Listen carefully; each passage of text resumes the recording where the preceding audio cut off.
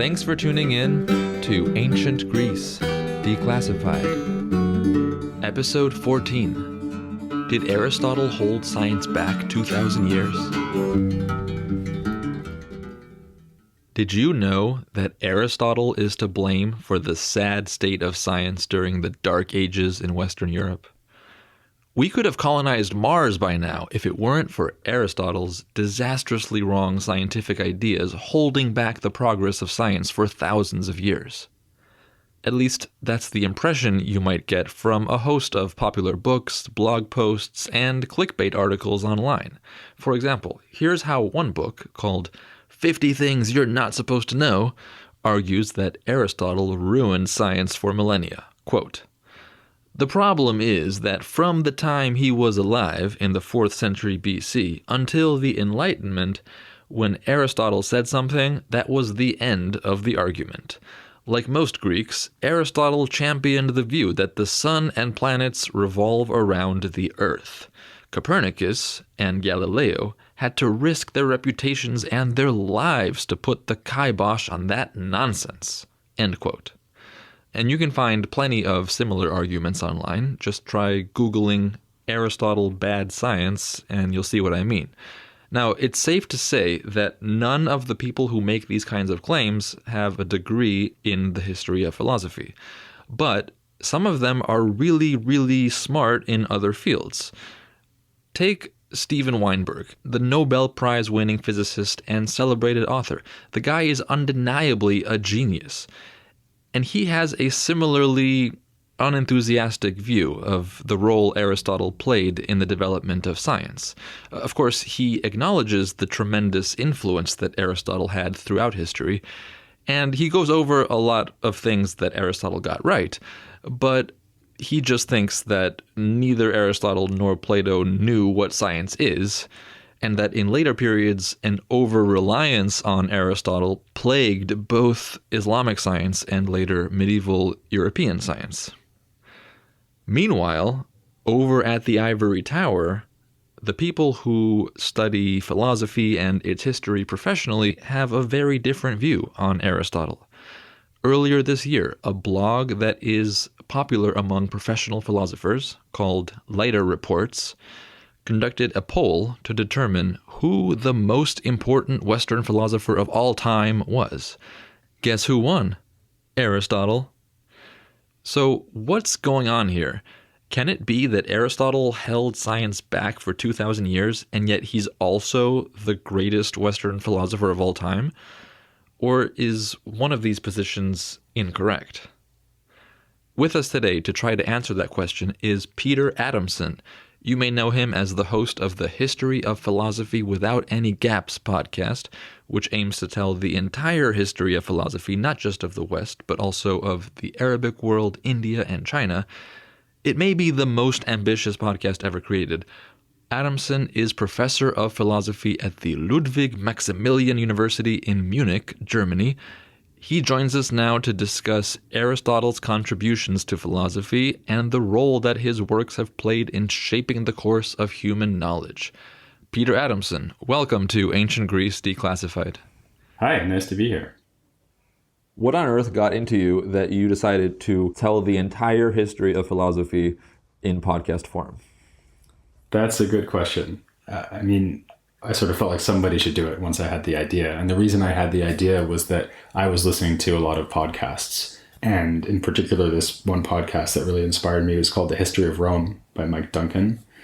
What I liked about that is that he did the whole history of Rome in great detail in narrative consecutive order. So you could sort of follow the story from week to week. I liked that. And then I liked the interview format that was used in podcasts like Philosophy Bites. But I noticed that there were no philosophy podcasts devoted to history. So I just thought I'll put these two together. And that's what it is. So it just tries to cover the entire history of philosophy, starting with the pre-Socratics. And then I throw in occasional interviews just to liven things up and give the listener a different perspective than the one I have. Great. Well, now that you've covered already a couple of millennia of the history of philosophy, let me just ask you point blank. Did Aristotle set back science for 2,000 years? Definitely not. I can actually see why someone might think that he did. And in fact, that in a way, that's a very clever accusation to make, because it's true that philosophy and science for actually much more than 1,000 years were dominated by Aristotle.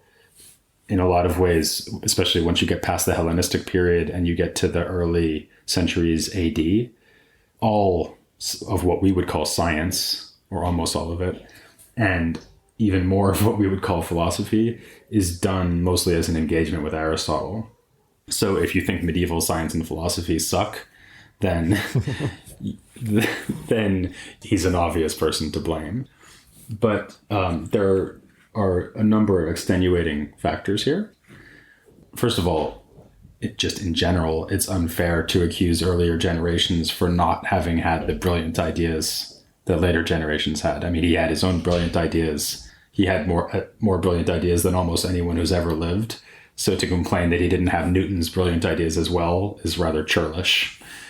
But also, if the complaint about ancient and medieval science is that it's not empirical enough, then Aristotle is the last person we should blame for that, because actually something that he emphasizes a great deal and that to some extent gets lost in later Aristotelian philosophy is precisely the importance of what he calls empairia, so experience. And things like dissection, for example, of fish, right? That's exactly what I was going to say. So we're talking about a guy who spent hours and hours and hours of his life dissecting shellfish. And works of Aristotle that nobody has read consist in extremely detailed recountings of what he's discovered about things like the reproductive organs of sea life. And it's certainly not fair to accuse him of not being empirical enough. He was extremely empirical. Right, so he does seem to put a lot of emphasis on careful observation. But some of the other criticisms that are commonly made against Aristotle are, for example, that he rejected the idea that the head was where we think. And, earlier thinkers had realized that the head is the seat of thought, like Plato and the Hippocratic doctors. And Aristotle thinks it's the heart. So, how would he come to that idea? Yeah, that's a fascinating example, actually, because I think most people would suppose that they can tell that they're thinking with their head just by introspecting. So if I kind of ask a child, where are you thinking? Mm-hmm. They would point at their head, right? Mm-hmm. But the fact that actually by far the majority view in ancient philosophy, it's not just Aristotle, the majority view is that you think with your heart. Mm. And in fact, although you're right that there's material in the Hippocratic corpus that says that associates thinking with the brain, there's also a Hippocratic work on the heart, which says that you think with your heart. The ancient Egyptians thought that you think with your heart, or they thought something like that, which is why you weigh your heart to see whether you've led a just life, to find out what happens to you in the afterlife. The Stoics also think that you think with your heart.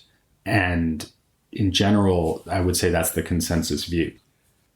But Aristotle, growing up in a quite militaristic society compared to modern day societies, he must have seen or heard of soldiers getting hit in the head and losing consciousness. So did that kind of data not affect his conclusion? Yeah, that's a good question. And in fact, I think that's an obvious question. Like why didn't they notice that people got hit in the head, lost their senses, or went insane? But on the other hand, it's quite reasonable to think that the most intimate and perhaps high level psychological powers we have, which are sensation and thinking, are somehow seated in the same place that life is seated. And life seems to be seated in the heart. So it's something he learned actually by doing anatomical dissection. He associates life with heat, and he associates heat with the dispersion of blood, right? Right. And something else that's important to remember here is that he does not know at all about the nerves. The nervous system is not going to be discovered for another couple of hundred years. It gets discovered in ancient Alexandria. So actually, if you're looking at the body and you haven't discovered the nervous system, it would actually be quite odd to claim that the brain is the center of everything, right? Because you can see that there's all these channels and vessels sprouting out from the heart. Mm-hmm. You can see that heat is concentrated in the heart. The trunk or the torso is hotter or warmer than the extremities. And you can see that, like, what's the most obvious thing about animals and people that die? They go cold, right? Right. So that association between heat and life is very crucial. Another thing that would have weighed on some people's minds, if not necessarily Aristotle's, is that the heart is right next to the lungs. And another obvious component of being alive is breathing. Right. So let me ask you about one more criticism of Aristotle by bloggers, for example, that he rejected atomism. So like Plato had a kind of atomic view of the world, and Democritus thought that the world was made of atoms. And then comes Aristotle and says, no, everything is continuous. There's no particles. So should he have known better? Definitely not. I mean, of course, in a way, the atomists are right and Aristotle's wrong. But if you look at the reasoning that drives ancient atomism, it's entirely conceptual.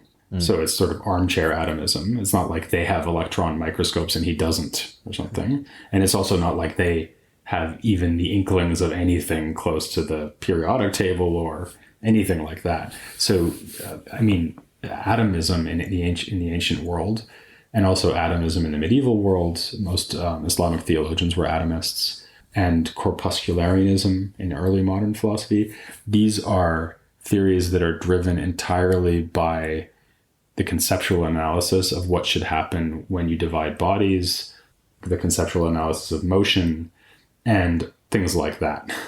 So it's not in any way based on empirical research. Huh. Interesting. Okay, so what are his main contributions? I mean, what if this recent vote by many philosophers that he's the most important philosopher has any merit to it? I mean, what's the big deal with Aristotle? Why is he so important? Yeah. Well, I mean, actually, I had some other worries about that vote, but I would say that you could argue about who the most important philosopher of all time is if you allow in so-called non-Western philosophers. Like, is Aristotle more important than Confucius? I don't know. But if you're only focusing on these so-called Western figures, so philosophers from Europe, in my opinion, anyone who denies that Aristotle is the most important philosopher in history is just showing you that they don't know anything about the history of philosophy. Unless what they mean by important is something like speaks to me or was right about things. But if you're just measuring it in terms of historical influence, then there's no question that Aristotle is the most important philosopher in history, unless you count Plato, because Plato is so influential on Aristotle and thus has a lot of mediated influence through Aristotle. But really, from the re-emergence of his works as a major factor in philosophy in around the turn of BC to AD, from there until, let's say, the 16th century or even later, the 17th century, and not only in Greek and Latin-speaking culture, but also in Arabic-speaking culture, philosophy is almost synonymous with the study of Aristotle. Okay, so what did Aristotle contribute that earlier thinkers like Plato had not gotten to? First of all, there's the way his works are offered to us. Whereas Plato writes dialogues, which tend to talk about a lot of things, and the pre-Socratics tend to write poems, which talk about everything, insofar as they're willing to address it. Aristotle writes treatises on well-defined topics. So just to take one example, his work on the soul, often called by its Latin name De Anima, is the first treatise on the soul. And it's a treatise that defines the soul, talks about the different kinds of soul, and all of the different functions that a soul can have, and also explains to some extent the relationship between the study of the soul and other disciplines. So in other words, he's given you a textbook about the soul. And you can say the same thing for every work that he wrote, right? He literally wrote the book on metaphysics. It's called The Metaphysics, although that's a bad example because it was thrown together by later editors, but you know what I mean. So the first thing is that he's given you a philosophy curriculum in the form of his works. Okay, so his corpus is much more well organized and segmented, and everything is focused on particular topics. Exactly. But what about just, new breakthroughs? I mean, did he discover or invent any major areas of philosophy that Plato hadn't? Yeah, I mean, he discovered most of the areas of philosophy. Okay, so For example, he invented logic, and he does logic within a paradigm that becomes the main context for doing logic until Frege. Actually, the main competitor already comes up in the ancient world, which is Stoic logic. But Aristotle's syllogistic logic, which is about how predicates relate to subjects and then how you can combine premises that have this subject predicate form to get valid syllogisms, and how those syllogisms convert, what happens when you add modal concepts like possibility and necessity. So you can already tell from the way I'm sketching this out that it's quite complicated. I mean, it's almost like people have been getting by walking around on foot and using horses, and then Aristotle invented the sports car. It's incredible. So he compiles a list of all possible combinations of such statements, where you have two statements that lead to a logical conclusion. And that's pretty amazing how he lays that all out. But does that mean that Plato didn't know those rules, or does it just mean that Plato never bothered to go through the full systemization of that?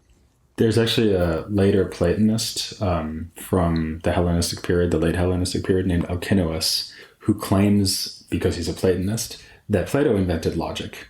And what he does to prove this is he takes Aristotle's syllogisms and he goes into the dialogues and finds examples where Plato has given a proof of that form. And he says, see, Plato invented logic. But do you buy that?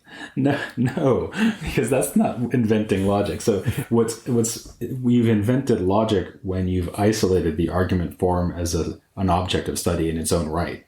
I mean, if you say that to have invented logic is just to argue validly, then, Plato didn't invent logic. The first people to talk invented logic, or the first person who won an argument fair and square invented logic. And that happened before the invention of writing, for sure. When we say that Aristotle invented logic, what we mean is that he's the first person to systematically undertake an inquiry into argument form as such. And he's certainly the first person to do that. And like I said, it's not just that he sort of suggests it in a paragraph and moves on or something. He writes a long, very, very sophisticated book about it. So when I was starting college, I asked a professor of mine, what is Aristotle's main contribution? And I was told that it's logic. And I went to the library hoping to find something called Logic by Aristotle. And I didn't find anything like that. I found a lot of weird titles. So where can one find these logical works of Aristotle? Well, actually, that's even if you know more about the Aristotelian corpus, that's a harder question than it might seem. So what I've been describing happens in a work called the Prior Analytics. So there's two works called Analytica, the prior and posterior analytics. Prior analytics gives you his theory of syllogistic, and the posterior analytics basically expands that to show under what circumstances a syllogism is scientific. So it's basically his theory of science. He also gets into things like definitions and so on. But these are actually only two works of the collection of works that in the ancient world were called the organon, which means tool or instrument. And these are his logical writings, and there's actually more than two of them. So it starts with the categories, then on interpretation, which is about single premises or single sentences. And then you get into the two analytics. And they also considered the work on dialectic, which is called the topics, to be part of the organon. Okay, so he wrote these 5 or so treatises that have really unfortunate titles, and collectively they form, I think as you call it in your podcast, the philosopher's toolkit. These are all the possible formal tools that help us tackle any subject, basically, just to clarify all our thoughts and see what follows from what premises and so forth. Exactly. That's at least how the later tradition handles it. I mean, one thing to bear in mind, though, is that in a lot of ways, the form in which Aristotle's writings come down to us is possibly misleading. So many of his works are lost, for one thing. For another thing, some of his works are composite in the sense that they're writings of his that were thrown together later. That's especially true of the metaphysics. At least that's what most scholars think about the metaphysics. And then the way that the works are grouped together is not obviously right. So we nowadays don't think that he sat down and wrote something called the Organon, which was a set of works on logic. We think probably, for example, the Categories was an early work that then was added later to these more sophisticated logical works to form a logical corpus. Interesting. So you mentioned that a lot of his works are lost, and it turns out that all of the works that we have that were written by Aristotle were actually not the works that he intended to be published. The published works have all been lost, and what we have are the so-called esoteric works. So why did that happen? Like, why do we only have these more limited release editions? Yeah, I mean, the word esoteric there is kind of misleading, right? So the idea isn't that it's all about magic and alchemy or crystals or something. It just means works that were written for use within his school, as opposed to works that were presumably disseminated among a wider audience. And you're right that when you buy the collected works of Aristotle, basically what you're getting is the esoteric works. In other words, the works that were used within his school. There actually are fragments of the exoteric works. So, for example, there's a work called On Philosophy, and people later in antiquity quote from it because it still existed then. So you can try to piece together what he said in it. It seems that the exoteric works, the ones that are lost, were more literary in form and closer to Plato in philosophical spirit. Maybe written earlier in his career. That's a possibility, anyway.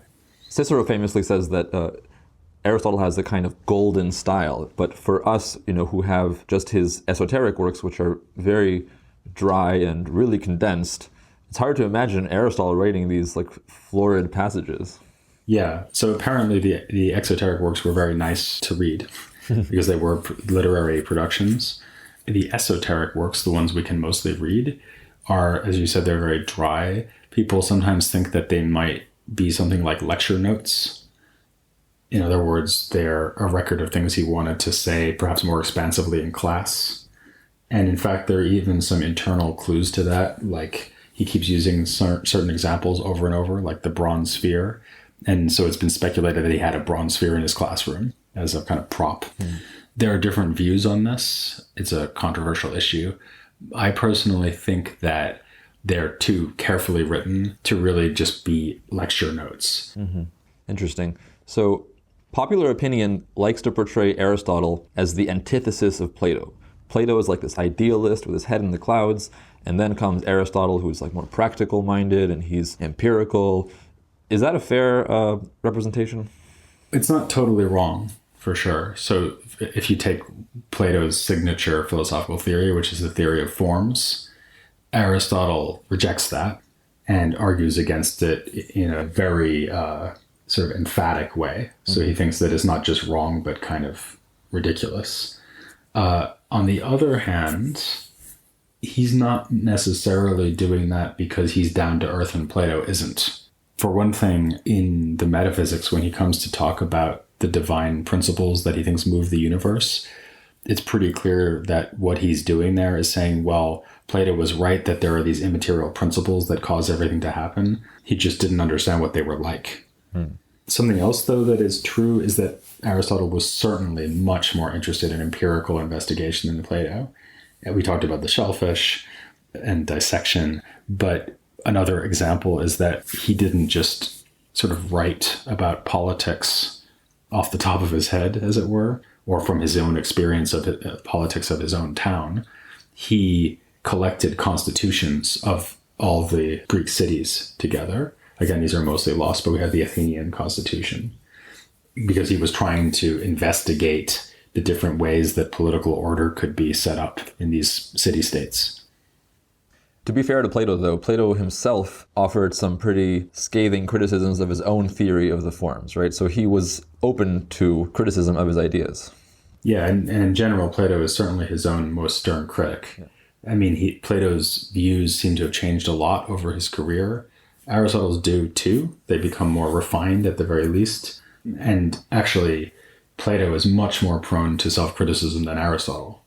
Right, so Aristotle studied with Plato for 20 years, right? I mean, that is longer than any grad program in the world today. And he really must have known Plato and his thought quite well. But when you read Aristotle's works, he doesn't mention Plato like some kind of, mentor that he really thinks fondly of, does he? Well, there's a famous line in the Ethics where he's about to criticize him, and then he says, "Our friends are dear to us, but the truth is dearer." Harsh. Yeah, well, I guess he thinks Plato would agree with that. Yeah. But isn't that, I mean, is that surprising that he mentions Plato in such a dry manner after 20 years of studying with him?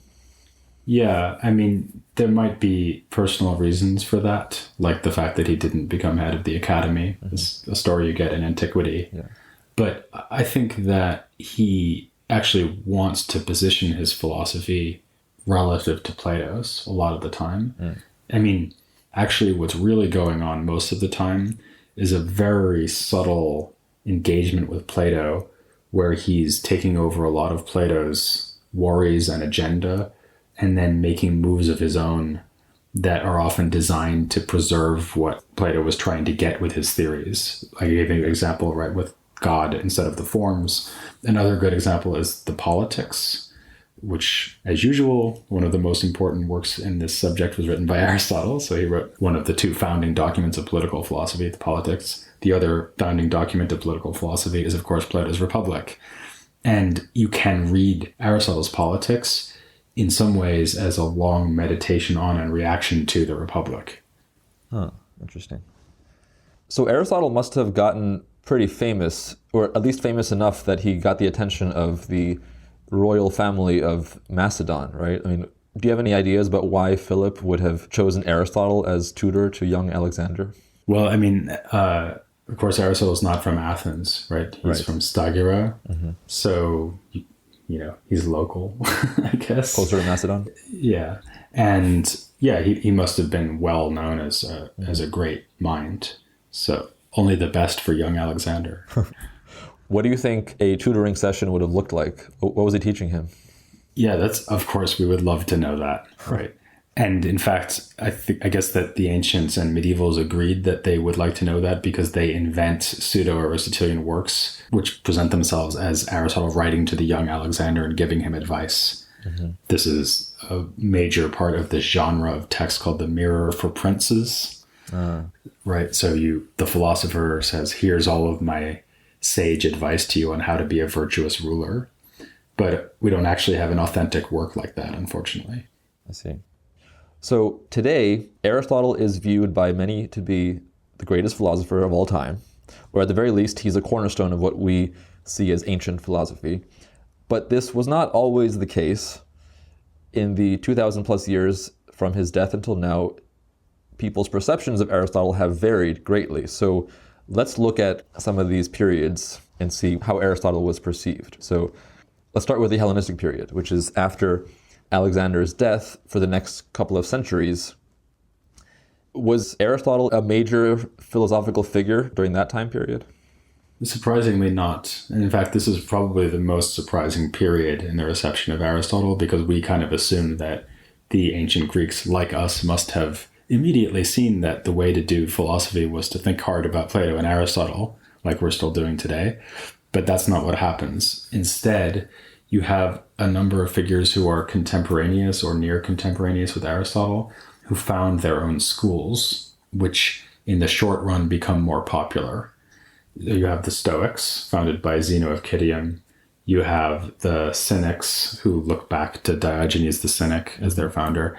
You have Epicurus, who obviously founds Epicureanism. And you have Pyrrho, who's usually considered to be the first skeptic. And they're all within a generation or two of Aristotle. Interesting. So do you have any theory as to why Aristotle's status fell so precipitously? Actually, this again is something where the ancients seem to have been puzzled themselves. So they generate this legend, which is that his works actually were lost and then recovered. So they were almost completely lost, like they were literally lost in a ditch, discovered, brought back to Athens, then brought back from Athens to Rome when the Romans conquered Greece. I see. And then in the Roman world, there was an edition made of these, what we were talking about before, the esoteric works. And then finally Aristotle's off and running. I don't think that can be right, actually, for a lot of complicated reasons, but I don't think he was completely gone for several centuries. So you think this story was then just made up to explain why he fell out of popularity for so many centuries? Yeah, maybe among other things. So then when did Aristotle make a comeback? It's really around the first century BC and then moving on from there. So like 3 centuries later. Okay. Yeah. So then what happened then? So once you have that edition made of Aristotle's works in the first century BC, then he starts sort of gathering steam. But again, it's not like everyone reads this and thinks, oh my God, this is where philosophy is at. Rather, Aristotelianism emerges over the course of a couple of centuries as a contender and rival to the Hellenistic schools. And there's a really interesting period that people don't actually study very much, certainly almost never study, like in an undergraduate philosophy course, where you have the simultaneous coexistence of Platonism, Aristotelianism, Epicureanism, skepticism, and Stoicism, and some cynics still running around as well. Is that rivalry happening during the emergence of Christianity as well? Well, by the time Christianity comes along, so once Constantine converts the Roman Empire to Christianity, really the Hellenistic schools have been defeated by Platonism and Aristotelianism. And that's mostly because of a figure who comes along in the 3rd century AD named Plotinus. And he takes Platonism, he considers himself a Platonist. He takes his reading of Plato's dialogues and he combines it with elements of Aristotle, but he's actually quite critical of Aristotle. And so in a lot of ways, it's really his student Porphyry who integrates Aristotle into the Platonist system. And that kind of sets the template for the rest of late ancient philosophy. So after Porphyry does that, it becomes increasingly common for Platonists to consider Aristotle as an important figure who will teach you logic, he'll teach you physics, and some other important things as well. And then they think of Platonism as a kind of more advanced kind of philosophy that's compatible with Aristotle but builds upon it. Interesting. So after a few centuries of marginalization, Aristotle comes back and the Neoplatonists kind of take him on board their team, and together Neoplatonism and Aristotelianism push aside the Stoics and the Epicureans and these other schools. Is that a... That's pretty much right. Although it should be emphasized that before Plotinus does that, there is actually a period where Aristotelianism is a rival to Platonism. So by the time Christianity really takes over, Aristotle is a big deal again. He's like one of the main figures, right? Yeah, that's right. And in fact, that's very important for understanding the history of Latin Christian philosophy, because there's a very late ancient figure named Boethius who undertook to translate both Plato and Aristotle into Latin. And if he had lived long enough and not been executed by the emperor, then he might have produced more translations of Plato and Aristotle. As it is, he didn't do very much. And that meant basically he did some of the logic of Aristotle, and that was about it. And that meant that the Latin medievals had very little access to Aristotle until around 1200. But meanwhile, the Byzantines, of course, the Byzantine continuation of the Roman Empire, maintained a vibrant community of scholars. And then the emergent Islamic world took Aristotle and used a lot of his philosophical work, right? So what did Aristotle mean for the Islamic world? Aristotle really is almost synonymous with philosophy for the first several centuries of philosophy in the Islamic world. So in fact, they even have a word, falsafa, which obviously means philosophy and is taken from the Greek word. And it doesn't mean philosophy so much as it means philosophical inquiry inspired by Greek texts that we've translated into Arabic. That's really what they mean by falsafa. And so figures like Al-Kindi, Al-Farabi, and Avicenna, they are doing philosophy in a way that's intimately involved with the commentary on and understanding of Aristotle. There's also Christian philosophers who lived in the Islamic world who wrote about Aristotle in Arabic. The exception that proves the rule here is that Plotinus, the founder of Neoplatonism, who I mentioned before, he was also very influential, but his work, when translated into Arabic, became known as the theology of Aristotle and was thought to be maybe by Aristotle. And so they follow this late ancient precedent of combining Neoplatonism with Aristotelianism into one system. And then Farabi and Avicenna really take that on. Interesting. So you mentioned earlier that, Aristotle had a curriculum with very specific topics and fields of study. Were there any fields in particular that the Islamic thinkers found more interesting than others? Yeah, I mean, it should be said, though, that they could read almost all the Aristotle we can. So the situation in the Arabic-speaking world is very unlike the situation in the Latin-speaking world, where they really only have some of the logic, and they have to make do with that. By the 10th century, so the time of Al-Farabi, he could read anything we can read, almost. Even the politics? That's actually a debated problem. That's a problem case. We don't know that much about the Arabic fortunes of the politics. He seems to have known maybe something about it, but it's not so clear what happened with the politics. But he certainly would have been able to read the entire logic. He would have been able to read the work on the soul, metaphysics. I see. So it's pretty much all there. And biological texts? Yeah, they did have the animal works. It traveled as a single book called the Book of Animals. Yeah. So they had material from the biological works as well. They were more interested in the biological works than the late ancient philosophers were, actually. So most of our current editions of the Greek text of Aristotle came via Byzantium. But if Byzantium had fallen, centuries earlier and we didn't have those, how much would we have from the Arabic translations? I would have to sit down and count, but all the things that people actually read today, we'd have. All right. So then, as you mentioned, the Latin West rediscovers Aristotle. I mean, they had some translations of some works, but by and large, they rediscover Aristotle in the 12th century, right? Yeah. So there's a sort of stepwise rediscovery of Greek philosophy, and that happens in two stages. First, they get it through the Arabic world, and they'd often be reading Aristotle in the context of a commentary on Aristotle, usually by Averroes, who lived in the 12th century.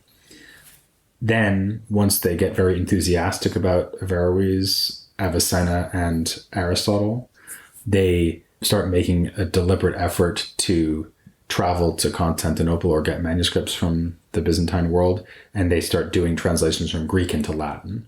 So within a couple of generations, they turn away from the Arabic Aristotle to the Greek Aristotle. And a very important figure here is William of Moerbeke, who's a contemporary of Thomas Aquinas, who translates a lot of works from Greek into Latin. Interesting. So can you give an example of an Islamic philosopher that made some kind of innovation that was built on Aristotelian thinking?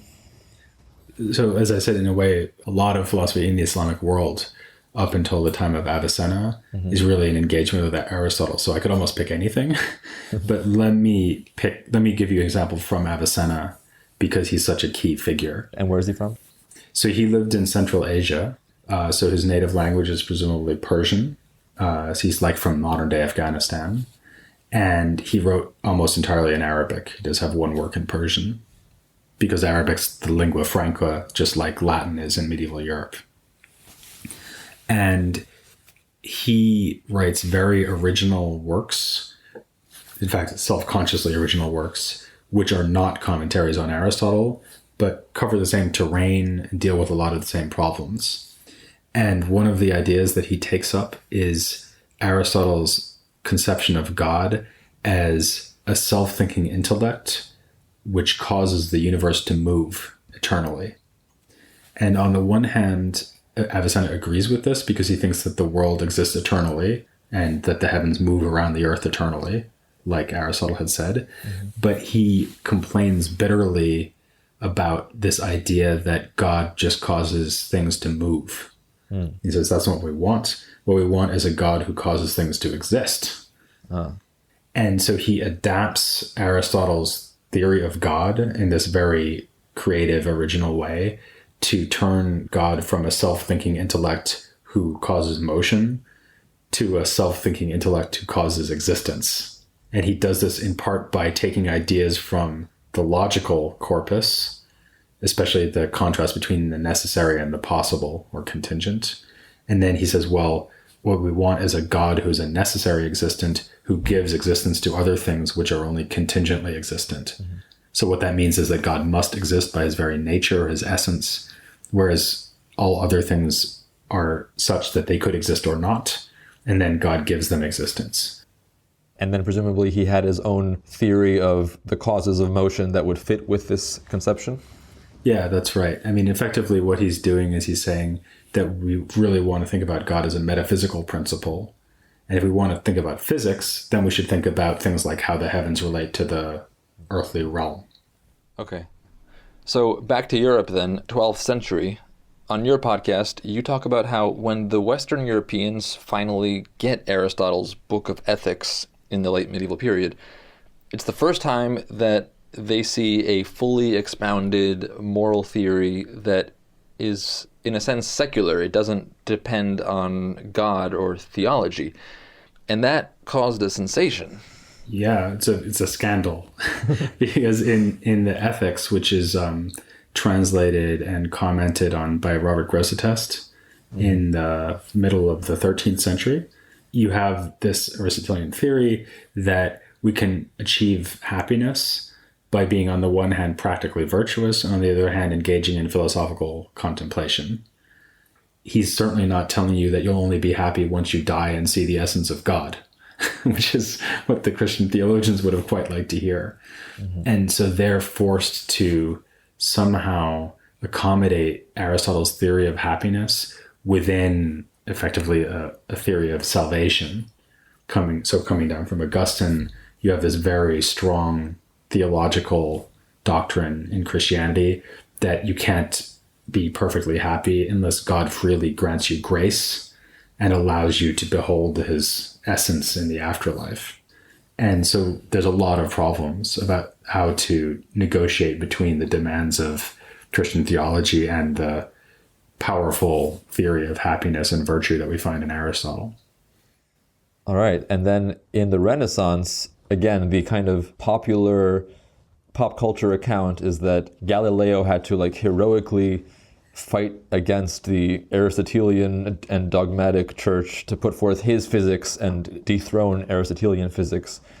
So going back to the first question, whether Aristotle held back science, in the Renaissance, do you think that the prevalence of, or that the availability of Aristotelian thinking, was that a hindrance to science at the time, or was it a tool for science? I mean, was it a positive or negative effect? Well, now we're getting past stuff I've covered in my podcast. So we're moving past things that I feel like I know a lot about. Mm-hmm. I have been covering the 14th century recently, which in a lot of ways prepares the way for the Renaissance. And Aristotle continues to be what he's always been, which is an opportunity for people to say what they think. Because I think this is, in a way, the fundamental mistake that hopefully this whole conversation has helped people get away from, is we tend to think, okay, well, Aristotle is like a set of handcuffs that stopped philosophers from thinking new ideas. Whereas actually what he always was, really, even from the earliest times of his rediscovery or reemergence to prominence in late antiquity, he was always an opportunity for people to present their own philosophy as a kind of quiet correction to, or expansion on, or engagement with Aristotle, which is why we see people taking completely different views on all kinds of issues, from the nature of the soul to ethics to metaphysics to logic. You can sort of pick any philosophical topic and any position on any philosophical topic that was taken between Aristotle's death and Descartes, and you can find it being expressed in a commentary on Aristotle or some other work that's engaged with Aristotle. Well, what about today? Is there any reason why anybody listening to this podcast should go and read Aristotle as opposed to more modern philosophy? Well, actually, I guess if this hasn't convinced them by now, then it probably won't, but I'll give it one last shot. I mean, the first thing I would say about this is that I actually refuse to concede the assumption that contemporary philosophy is somehow intrinsically more interesting than the history of philosophy. I mean, as I always like to say, philosophy doesn't care what time it is. Uh-huh. So it doesn't really matter, philosophically speaking, that contemporary philosophy is contemporary. There's no particular reason to think that contemporary philosophy should be more interesting than Aristotle. And one thing is for darn sure, contemporary philosophy will have a very hard time being as influential as Aristotle was. So if you want to understand the intellectual history of Europe and the Islamic world, and by the way, even like China, because Aristotle is eventually even influential in China, if you want to understand the history of human thought, you must understand Aristotle. So that's for starters. Obviously, contemporary philosophers have access to a lot of conceptual tools and also a better science, a better physical science than Aristotle did. But, there's just so many areas where even from a contemporary point of view, Aristotle is still considered to be a major figure. So the usual example is ethics, where Aristotelian so-called virtue ethics is one of the main contenders in ethics today. So even if you think about it purely from a kind of contemporary point of view, you really have to take Aristotle seriously. Can you recommend like a good first treatise of Aristotle for somebody to read if they're curious? Definitely the Ethics. So, for one thing, the Ethics is an easier read, and it's a very powerful work. It has a lot to say about many things that we care about. The nature of virtue, the good life, the role of pleasure in the good life, the nature of voluntary action, the relationship between wisdom, like understanding, and practical virtue, the nature of friendship. So it's a very, very rich work, and it's one of the few things that you could even pick up and read and get quite a lot out of without a teacher kind of guiding you through it. So if your entire exposure to Aristotle has been this podcast, you could go to a bookstore, buy a copy of the Ethics, read it, and you'd be like, oh, wow, this is really cool. Whereas if you picked up the Metaphysics, you'd think, I need an Aristotle teacher to tell me what this means. Peter Adamson, thank you very much for coming on the show and taking us on this journey over 2 millennia. Thank you so much for having me on. Next time, we're going to go back to the mythical past and take a dive into one of the seminal epics of world literature that continues to inspire movies and stories today, the Odyssey. In the meantime, if you want to learn more about the history of philosophy, head on over to the History of Philosophy Without Any Gaps podcast. Also, congratulations to the winners of our last book giveaway, listeners Catherine Lane and Scott Stanley. Each won a copy of Mark Adams' book, Meet Me in Atlantis, which we talked about in the last episode. Finally, if you liked what you heard today, then don't forget to hit that subscribe button so that new episodes will come straight to you. Thanks for listening to Ancient Greece, Declassified.